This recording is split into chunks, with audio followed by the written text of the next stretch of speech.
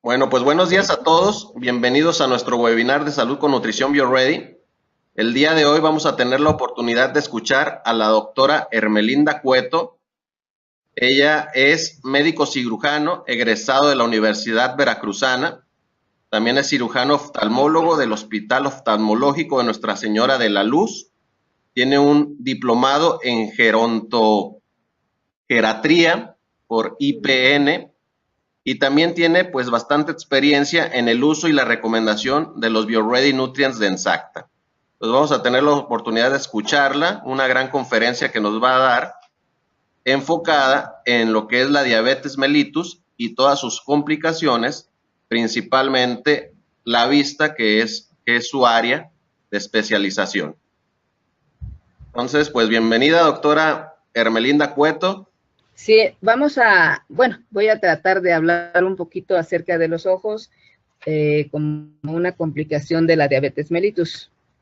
Entonces vamos a hacer un poquito de resumen acerca de la diabetes para mencionar la complicación a nivel ocular.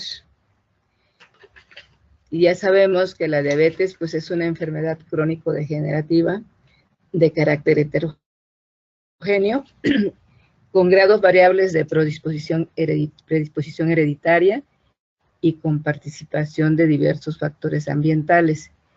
Y se caracteriza por una hiperglucemia crónica debido a la deficiencia en la producción o en la acción de la insulina, lo que afecta el metabolismo intermedio de los hidratos de carbono, las proteínas y las grasas. Hay una clasificación que ya, pues, yo creo que todos conocemos, que es la diabetes tipo 1, la 2 y la diabetes gestacional.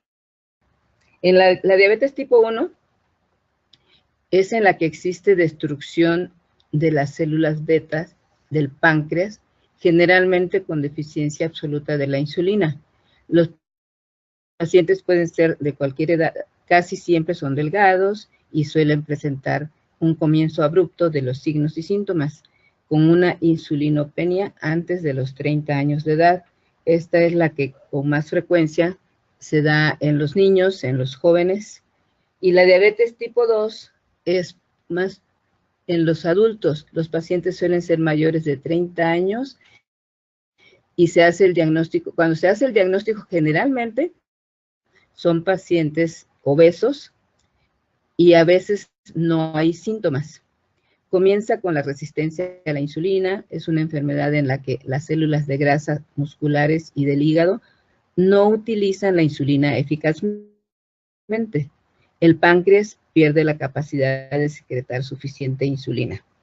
La diabetes gestacional se presenta pues en el embarazo y puede presentarse en mujeres que nunca han tenido diabetes o en mujeres con ascendencia de familiares diabéticos.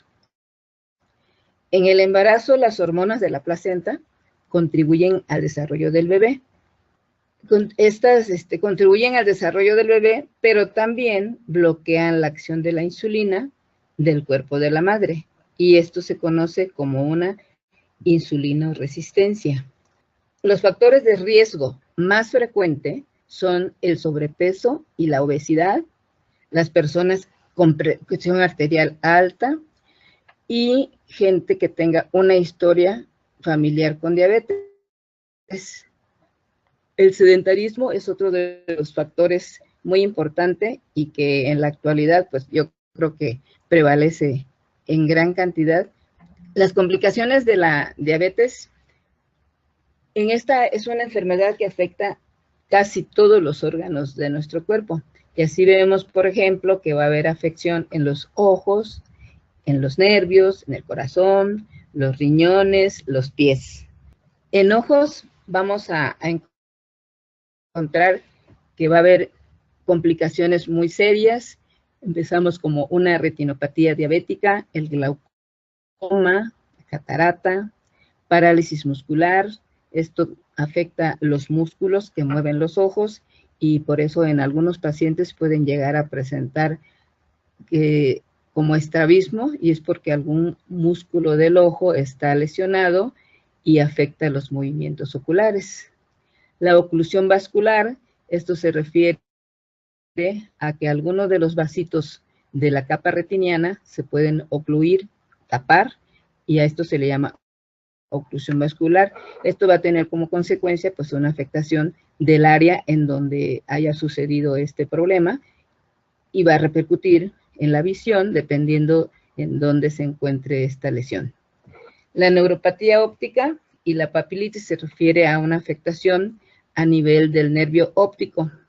El nervio óptico, la entrada que hace o salida hacia el globo ocular, hacia el interior, se llama papila. Cuando esta papila está inflamada, le vamos a decir que se llama papilitis. Los cambios refractarios, estos se refieren a la agudeza visual, cómo se refracta la luz a nivel de nuestros sistemas transparentes del ojo, que son la córnea, el cristalino, el vitrio, que hacen que pase la imagen hasta la fobia, que es donde se consigue la visión central del ojo. A esto se refieren los cambios refractarios. Entonces vamos a hablar un poquito, en resumen, de lo que es la retinopatía diabética. Está causada en los vasos sanguíneos que irrigan la retina y se debe a una descompensación metabólica por los niveles elevados de glucosa que maneja el paciente. El daño de estos vasos pueden tener como resultado fugas de fluido o sangre, que va a ser lo que ocasiona las lesiones a nivel de la retina. Aquí estamos viendo del lado izquierdo un ojo normal. Ustedes vean el trayecto de los vasitos. El ojo es el único lugar en donde podemos ver los vasos en vivo y a todo color. Así son los vasitos más gruesos, son las venas, y los vasitos más delgados son las arterias. En el ojo normal, vean el trayecto que sale de lo que le llama la papila, es la parte blanca que se ve ahí como un solecito, y por ahí entra todo el paquete vascular y el paquete nervioso que forma todo lo que es la capa retiniana. Entonces vean la diferencia entre un ojo y un ojo con retinopatía diabética. Aquí vamos a encontrar que ya el trayecto de las venas, de las arterias, ya no se ve igual que el del lado izquierdo. Hay unas manchitas blanquecinas o blanco-amarillentas que se llaman exudados, y los manchones rojitos son hemorragias en la capa retiniana. También hay además unos vasitos en la salida de las venas que se ve como vasitos muy chiquititos, muy pequeños, que se llaman neovasos, y son los que van a provocar las rupturas y como consecuencia el sangrado en la retina. En la retinopatía diabética hay muchas clasificaciones y todas se van a deber según el estadio en que se encuentren las lesiones. Entonces tenemos esta clasificación que nos habla de una retinopatía diabética no proliferativa, que puede ser leve, moderada o severa. En la retinopatía diabética proliferativa, ahí ya vamos a encontrar más alteraciones vasculares de lo que les mencionaba en la diapositiva anterior. Va a haber formación de vasitos nuevos que son anormales, que la capa va a estar muy delgada y son los que van a sangrar. Entonces, por ello vamos a encontrar en la retina hemorragias que pueden ser a nivel de retina, y cuando ya el problema está más avanzado, puede haber sangrado también a nivel de vitrio. El vitrio es un líquido que tenemos en el ojo, que es el contenido del globo ocular. Es un líquido gelatinoso que debe ser transparente, vitrio, como dice su nombre, y cuando hay una hemorragia, pues se pone rojo, y eso es lo que va a impedir que el paciente vea. En algunas ocasiones estas hemorragias pueden ser bruscas, y el paciente dice, estaba bien, y de repente perdí la visión.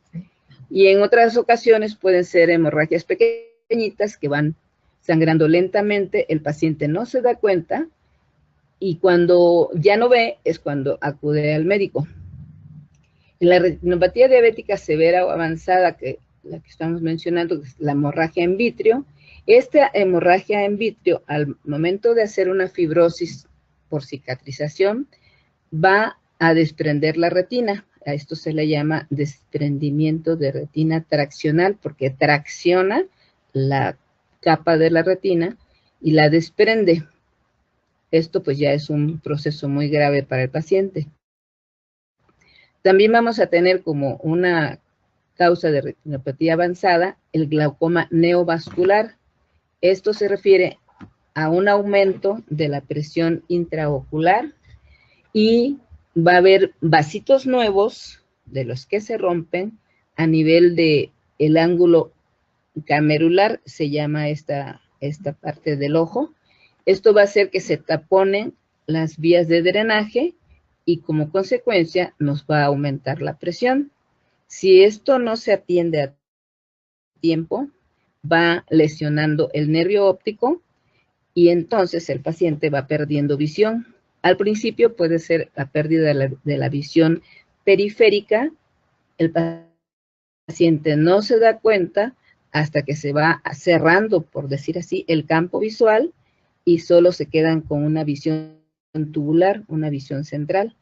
La tisis bulbi es cuando ya el paciente ha pasado por todas estas complicaciones. A veces el ojito empieza a reabsorberse, se empieza a hacer todo chiquito por el mismo proceso de la enfermedad, o en ocasiones por las cirugías que se hacen debido a la hemorragia vítrea o al glaucoma. Cuando el paciente no evoluciona adecuadamente, el ojo se pierde y finalmente cuando ya no tiene visión, cuando se altera toda su estructura anatómica, se llama tisis bulbi.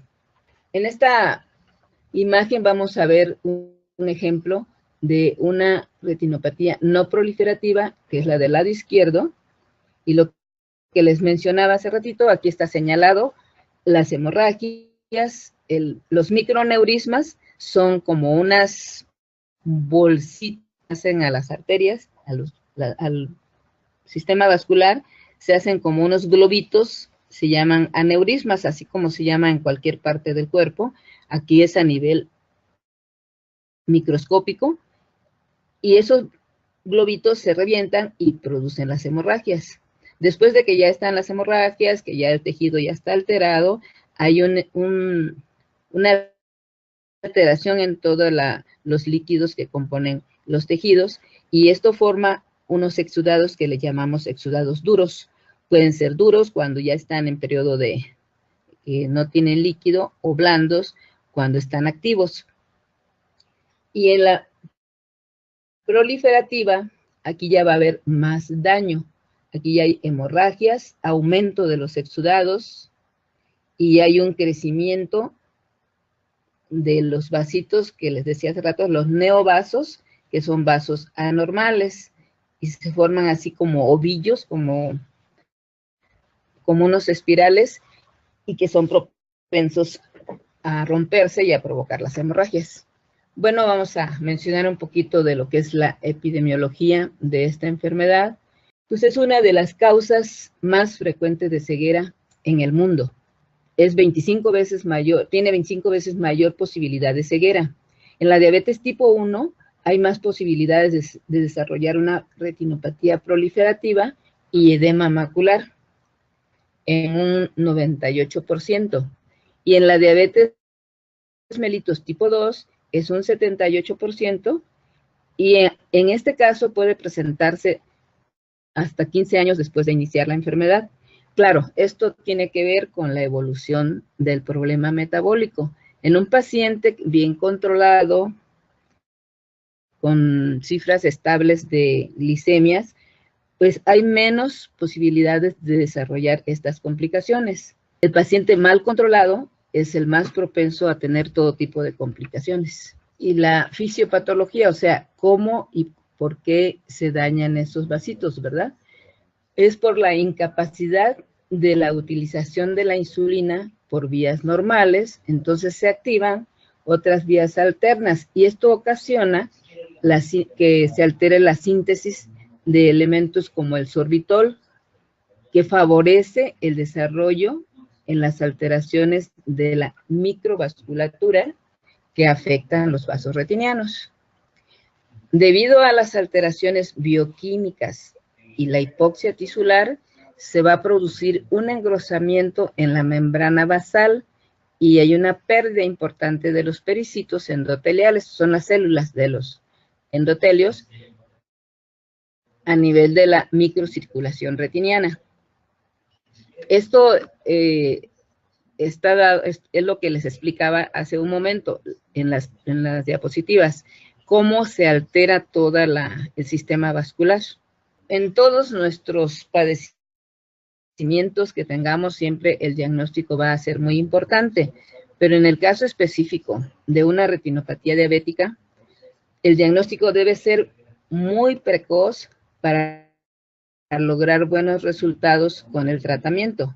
Si nosotros hacemos un buen diagnóstico a tiempo, podemos dar un manejo antes de que se lesione la mayor parte de la retina. Lo más importante es que en la retinopatía diabética, la pérdida de la visión es un síntoma tardío. Entonces, el paciente no sabe lo que tiene, no se da cuenta de lo que tiene, hasta que presenta cambios en su visión, y cuando esto sucede es porque las lesiones ya están muy avanzadas y el tratamiento a veces es inoportuno. Para hacer un diagnóstico necesitamos hacer una historia clínica completa que va a incluir los antecedentes familiares del paciente, el tiempo que tiene de evolución su diabetes, cómo se ha manejado su estabilidad en las cifras de glicemias y el tratamiento que el paciente ha tenido. Debemos hacer una refracción, lo que les comentaba hace rato, el estudio de la agudeza visual, si por refracción, o sea, que haya defecto que se tenga que corregir con lentes, o si es la pérdida de la visión por una alteración de la retinopatía. Se tiene que hacer una exploración del segmento anterior que incluye pestañas, párpados, conjuntiva, córnea, película lagrimal. Todo esto se tiene que ver en el segmento anterior.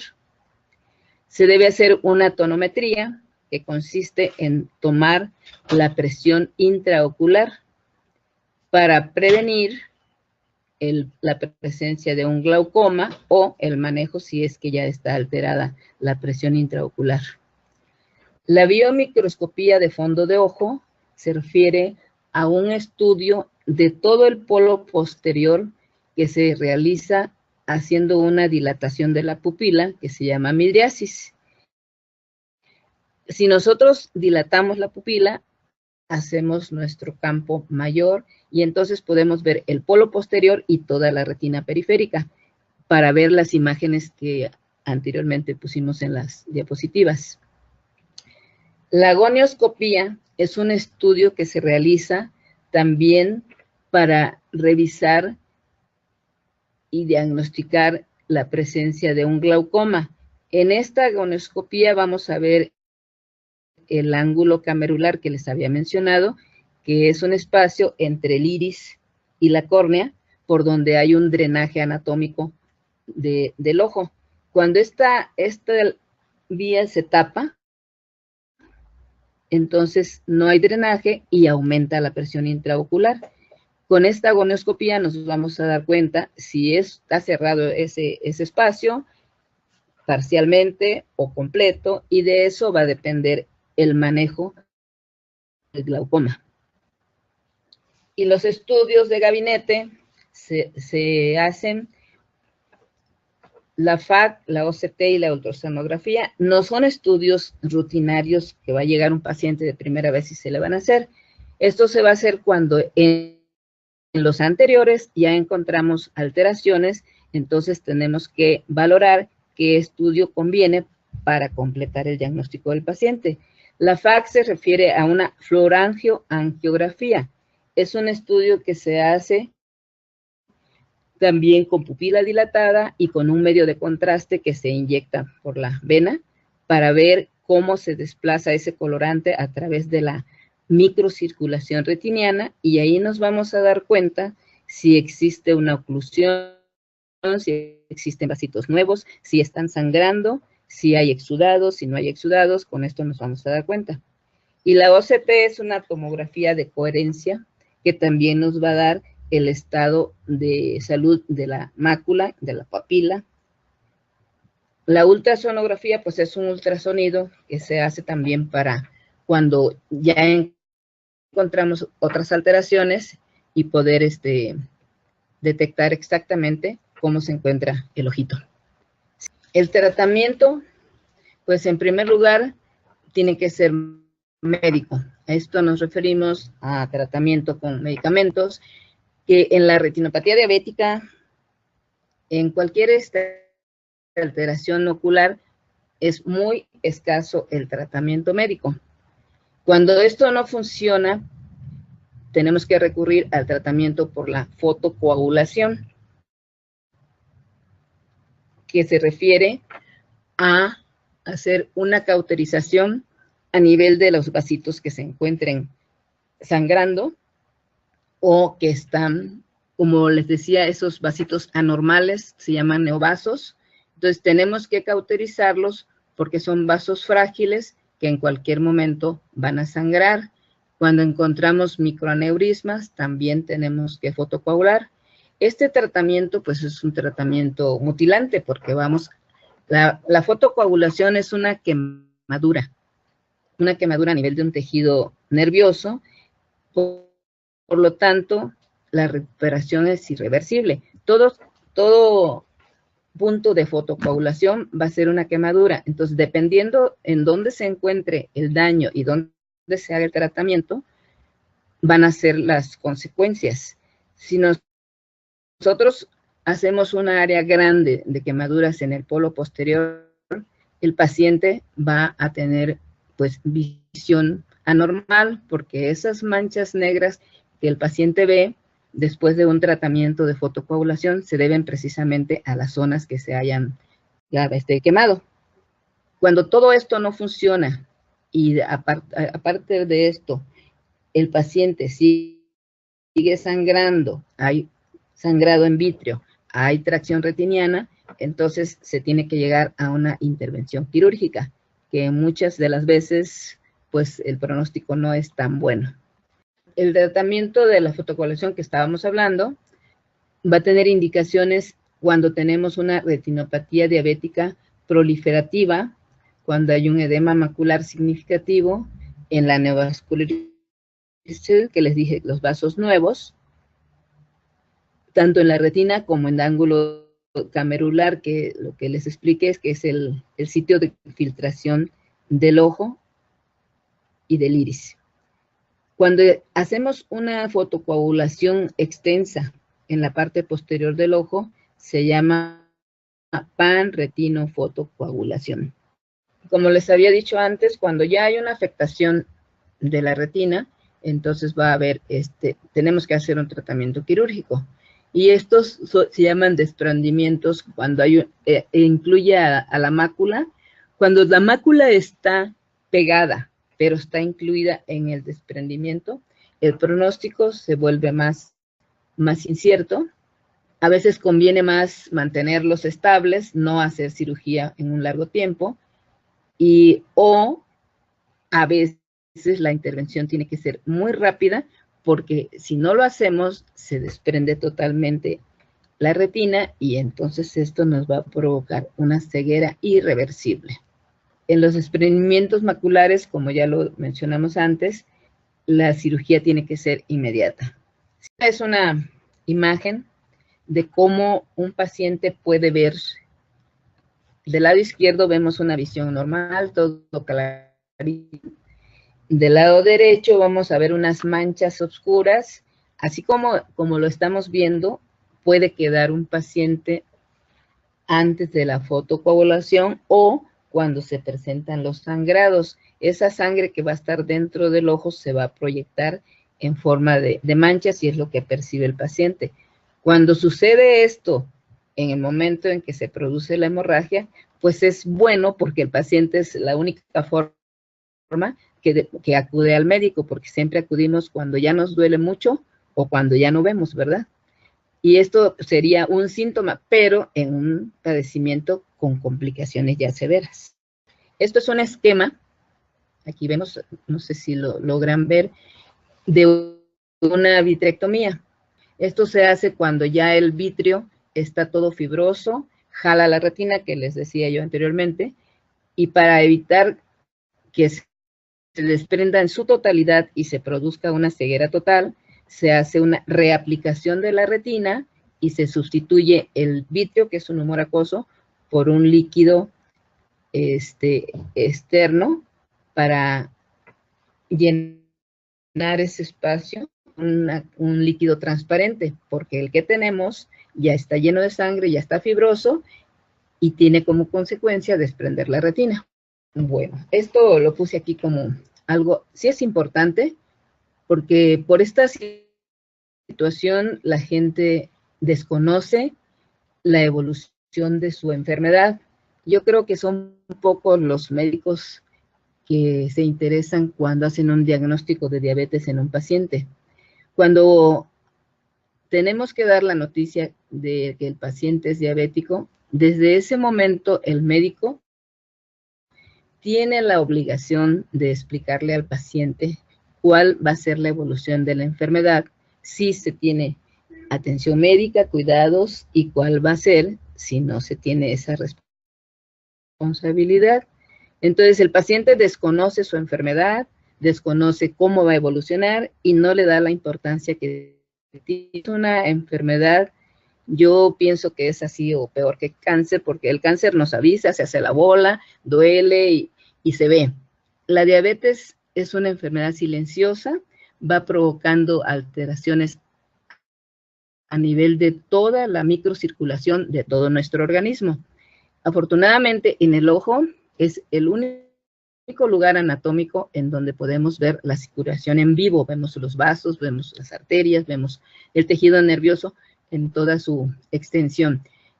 Y gracias a eso podemos detectar este tipo de padecimientos.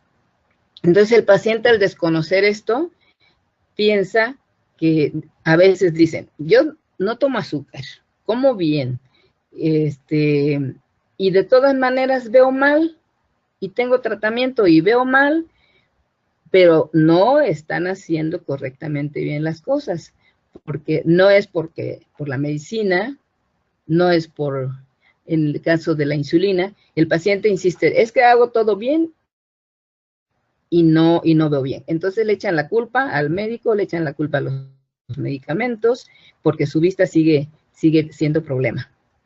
Cuando le aplican la insulina, dice, el paciente dice, la insulina me dejó ciego, y no es así. El problema es que cuando le ponen insulina es porque ya se agotaron los medicamentos orales, los hipoglucemiantes orales. Cuando recurrimos a la insulina es porque ya lo demás ya no funciona. Entonces, el paciente ya tiene una complicación, ya tiene lesiones en los ojos y entonces esto es lo que lo va a poner ciego. El azúcar cuando está alta aumenta la densidad a nivel de los medios cristalinos del ojo, como es el humor acuoso, como es el cristalino, entonces se opacan y el paciente ve mal y le echa la culpa a la insulina, lo cual no es cierto, ¿verdad? O sea, la insulina en el momento en que se la indican al paciente, pues es lo único que tiene el médico a la mano para poderle ayudar a resolver el problema metabólico. Después de una fotocoagulación, dice el paciente, le dieron el tratamiento y se quedó ciego. Y ya les expliqué anteriormente, todas las áreas en donde se aplique la fotocoagulación van a ser tejidos quemados, tejidos necrosados, y esas zonas pues van a quedar sin ver.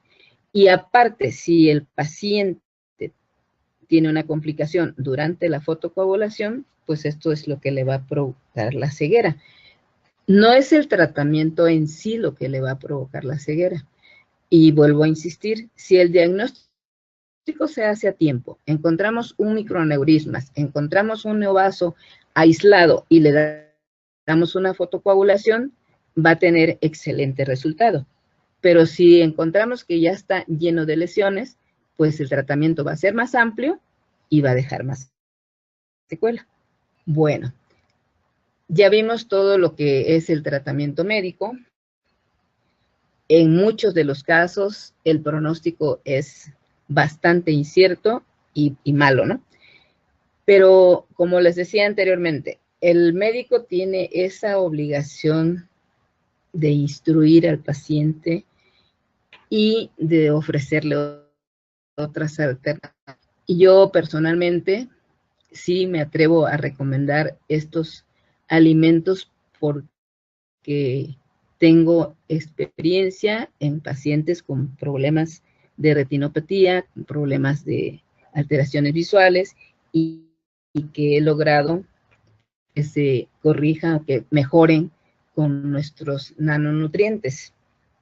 Y eso es, yo creo que una responsabilidad del médico, no cerrarse al tratamiento médico que ya conocemos y abrir las puertas y ofrecerle otras oportunidades al paciente. El PXP, que son polisacárido-péptidos, nos va a ayudar muchísimo en cualquier enfermedad, porque no estamos curando la enfermedad, sino que estamos regenerando la célula. Y al regenerar las células, pues vamos a regenerar las células de nuestros ojos. Nos van a aportar antioxidantes que nos hacen mucha falta en la retina cuando hay este tipo de anomalías.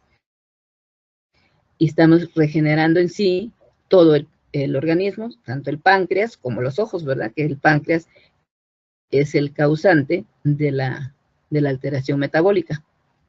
Es conveniente que el paciente tome todos los nanonutrientes porque se potencializan y tenemos mejor efecto en las enfermedades.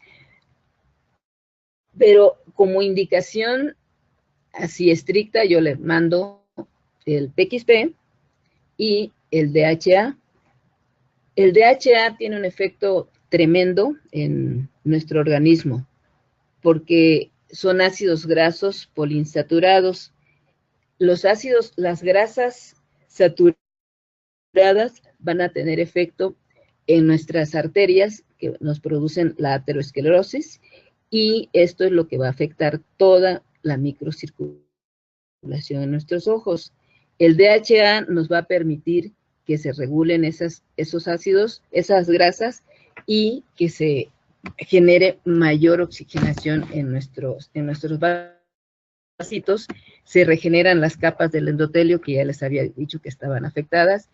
Los ácidos grasos tienen efecto en toda nuestra salud ocular, tanto en la visión como a nivel superficie. La lágrima que tenemos en nuestros ojitos es una capa lípida y tiene un efecto, los ácidos grasos van a tener un efecto antievaporativo.